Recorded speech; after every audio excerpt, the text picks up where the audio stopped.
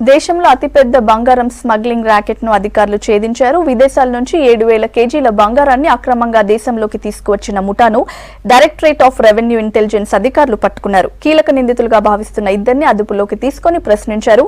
ఇప్పటి వరకు దేశంలో పట్టుకున్న అతిపెద్ద స్మగ్లింగ్ ముఠా ఇదేనని భావిస్తున్నారు.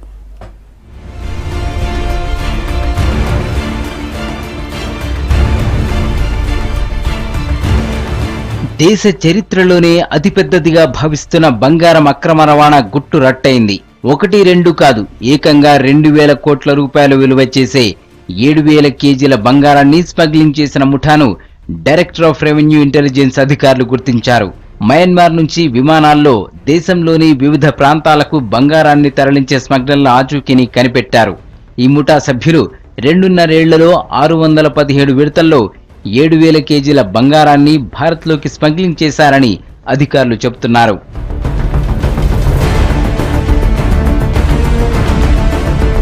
ఇటీవల ఢిల్లీలోని ఇందిరాగాంధీ ఇంటర్నేషనల్ ఎయిర్పోర్ట్ డొమెస్టిక్ టెర్మినల్లో అధికారులు చేసిన తనిఖీలో స్మగ్లింగ్ వ్యవహారం బయటపడింది.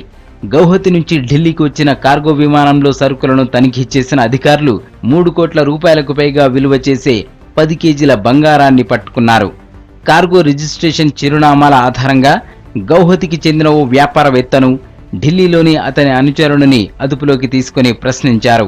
విదేశాల నుంచి గౌహతి ఎయిర్పోర్టుకు, అక్కడి నుంచి డొమెస్టిక్ కార్గో విమానాల ద్వారా ఢిల్లీ సహా ఇతర ప్రాంతాలకు బంగారాన్ని ముఠా సభ్యులు తరలించేవారని డిఆర్ఐ అధికారులు గుర్తించారు.